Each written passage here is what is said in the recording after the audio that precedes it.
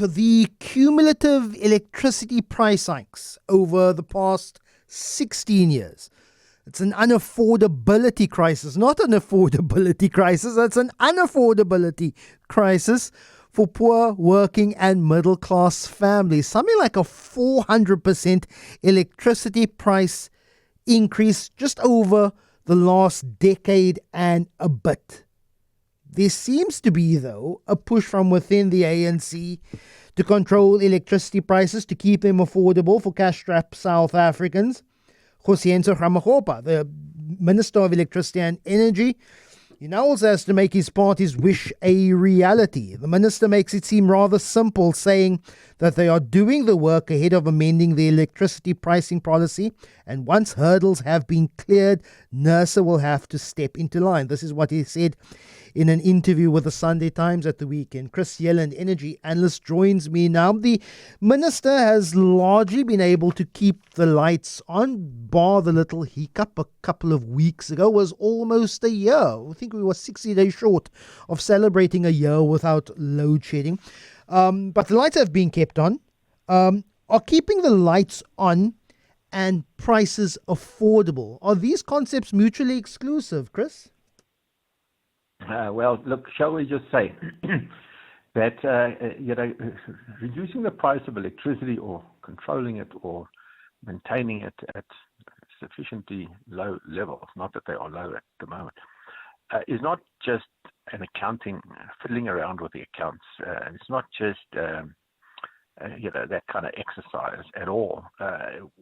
If you want to get the price affordable, first of all, one has to institute some very significant reforms that will cut out waste and theft and non-payment and fraud and all manner of inefficiencies within the Eskom and supply chain for electricity in South Africa. One has to actually address the real issues. You cannot just paper this over with a bit of accounting. The restructuring of Eskom and the unbundling of Eskom is key to this, and I can explain in detail exactly why, if you give me a chance. But I just give you one particular example. The other day, Eskom announced that 1.8 million prepayment meters were not vending legal electricity at all. If you do the maths, you have 1.8 million meters times by 500 kilowatt hours per month, times by 12 months a year, times by 250 a kilowatt hour, equals 27 billion rand a year. And this has been going on for years. And this is just the tip of an iceberg. This does not count the non-payment of electricity by numerous municipalities, amounting, municipal area debt at the moment is topping 100 billion rand and rising at 1.5 billion rand a month. That's 18 billion rand a year. It doesn't take into account, for example, non-payment of electricity by Eskom's direct customers in Soweto, where something like 80% of all electricity delivered in Soweto is unpaid for. So, and it doesn't take into account the kind of fraud that you read about in the newspapers this weekend, uncovered by the SIU.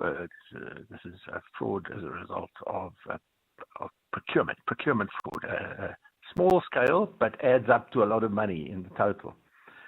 These kind of inefficiencies in coal procurement, inefficiencies in staffing costs, inefficiencies, in finance costs, are all adding up to massive costs that are all ultimately paid for by us in tariffs, by paying customers in the electricity tariffs, or are paid for by the paying taxpayers in South Africa via government bailouts, which are amounting to about 50 billion rand a year.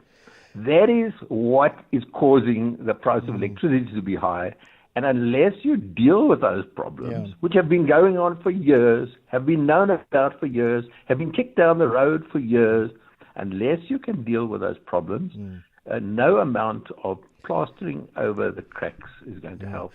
So what you're saying is that the policy regulations and the NERSA reform is largely unnecessary if we get those things. It's very necessary. For example, the restructuring of Eskom and separation into generation, transmission, and distribution is key to resolving these issues. And let me please explain why.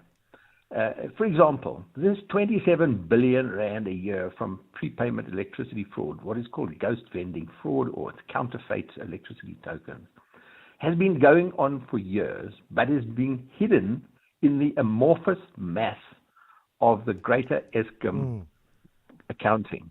The only reason why it's being identified now and highlighted now is it is no longer possible to hide it because Eskom has been unbundled and ring-fenced into generation, transmission, and distribution. Distribution is a much smaller operation than generation in terms of its cost structure. Now that it's ring-fenced, this 27 billion rand of the year, of losses by Eskom distribution per year stands out like a sore thumb in Eskom distribution's financials. Yeah. It cannot be hidden any longer. That is the purpose of restructuring. Yeah. That is why it's so important, and it was identified right at the beginning of restructuring. The need for restructuring is to make Eskom and its operations more transparent and visible, to understand where the problems are.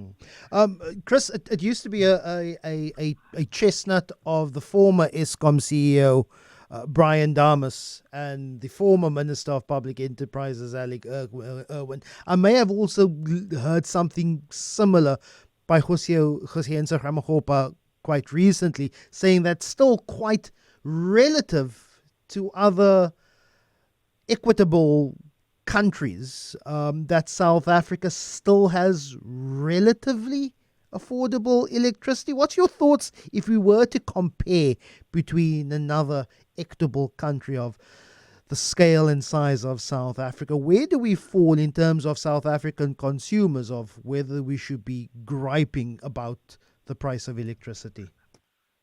It's not about the price of electricity, it's about the affordability of electricity. Yeah. You cannot just compare prices of one country to another by way of the rate of exchange between the two countries.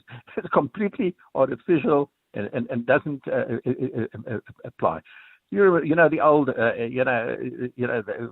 comparing the cost of a hamburger in different countries based on the salaries earned in the different countries gives you a far better idea of whether things are expensive in a country or not. It's all relative to the earnings in the country. So simply looking at the rand rate, price of electricity, comparing it to other countries by using the dollar rate of exchange, I think it gives you completely wrong figures. But if you were to do that, and you shouldn't do that, but if you were to do that, I would say South Africa is somewhere on the middle to higher end.